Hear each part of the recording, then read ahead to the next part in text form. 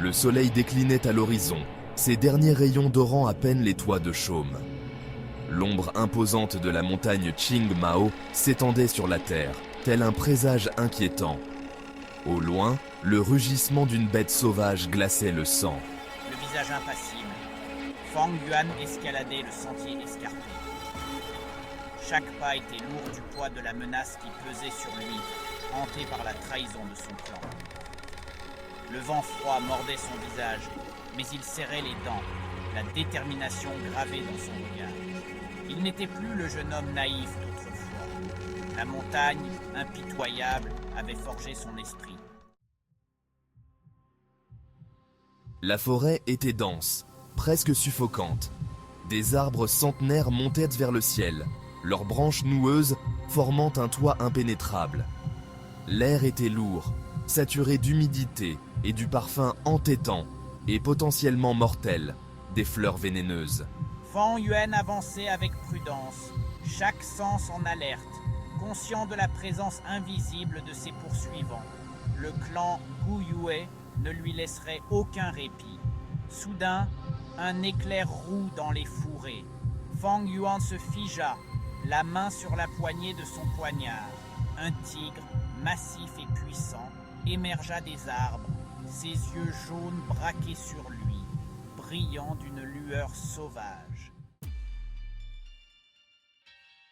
Le tigre gronda, un son guttural qui résonna dans la forêt silencieuse.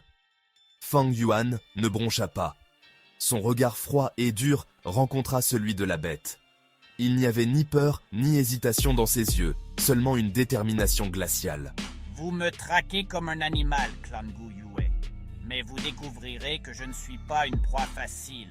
Le tigre fit un pas en avant, ses muscles puissants se tendant sous sa fourrure rousse. L'affrontement était imminent. L'air crépitait de tension.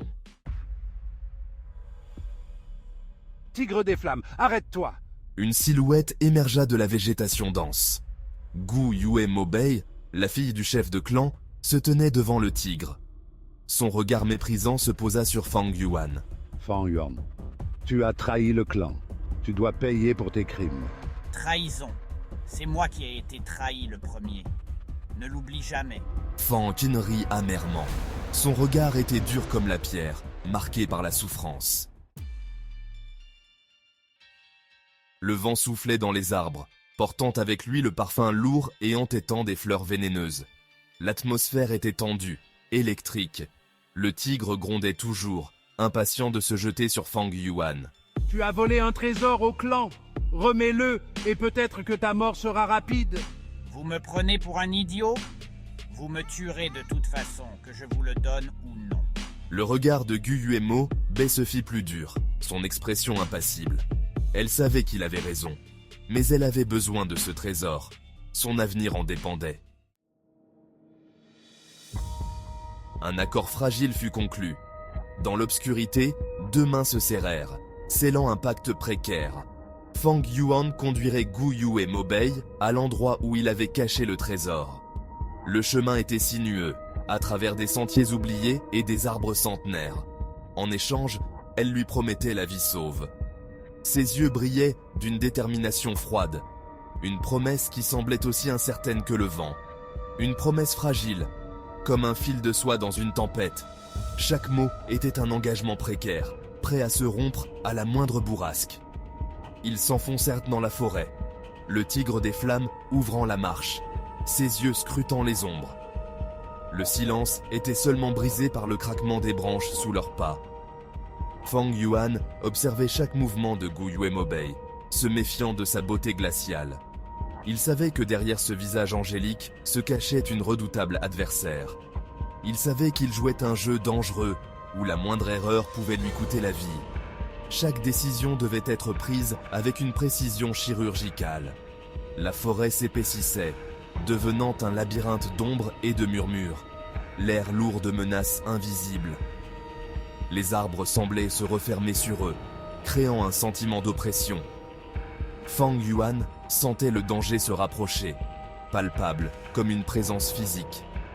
Chaque ombre, chaque bruit devenait une menace potentielle, et son instinct de survie était en alerte maximale. Ils arrivèrent finalement à une clairière baignée d'une lumière étrange, irréelle. Au centre se dressait un autel de pierre ancien, recouvert de symboles gravés, oubliés par le temps. Le trésor devait se trouver là. Gu Yue Mobei se tourna vers Fang Yuan, un sourire froid sur les lèvres. Le trésor, donne-le-moi, maintenant. Fang Yuan hésita, son regard scrutant le visage impassible de la jeune femme. Pouvait-il vraiment lui faire confiance? Son instinct lui hurlait de fuir, mais il n'avait nulle part où aller. Prends-le, mais sache que ce trésor est maudit. Il te détruira, comme il a détruit mon clan. Tu as tenu ta part du marché, aussi fragile soit-elle. C'était un pari risqué, mais tu as réussi à t'en sortir. La tension était palpable, chaque seconde semblait une éternité. Gu Yuemobei s'empara du sac, ses yeux brillants de cupidité. Elle avait attendu ce moment depuis si longtemps, et maintenant, le trésor était enfin entre ses mains. La lueur du sac illuminait son visage, révélant une expression de triomphe. Elle ne prêta aucune attention aux paroles de Fang Yuan, aveuglée par son désir. Les avertissements résonnaient encore dans l'air, mais elle les ignora, convaincue que rien ne pourrait lui arriver. Son obsession pour le trésor la rendait sourde à toute raison. Elle avait ce qu'elle voulait. Rien d'autre ne comptait. Le monde autour d'elle semblait s'effacer, ne laissant que le trésor et son éclat envoûtant. Elle se sentait invincible, comme si elle avait conquis l'univers. « Tigre des flammes, attaque !» cria-t-elle avec une détermination féroce. Le pouvoir qu'elle détenait maintenant lui donnait l'impression de pouvoir contrôler même les forces les plus destructrices. Le tigre bondit, obéissant instantanément, ses crocs luisant dans la pénombre. La créature mythique semblait répondre à son appel avec une férocité inégalée, prêt à dévorer tout sur son passage. Fang Yuan ferma les yeux, attendant le coup fatal. Il savait que la puissance du tigre des flammes était incommensurable, et il se prépara à l'inévitable. Mais le coup ne vint pas. Le silence qui suivit était assourdissant, chaque seconde s'étirant comme une éternité. Il ouvrit les yeux et vit avec stupéfaction Gu Yue Mobei se débattre, le visage déformé par la douleur. Ce qu'il vit le laissa sans voix, incapable de comprendre ce qui se passait. Le sac en soie brillait d'une lueur menaçante. La lumière semblait pulser, comme si elle avait une vie propre, prête à dévorer son porteur. Le trésor se retournait contre elle. Ce qui devait être une source de pouvoir et de richesse se révélait être une malédiction, une force destructrice qu'elle ne pouvait plus contrôler.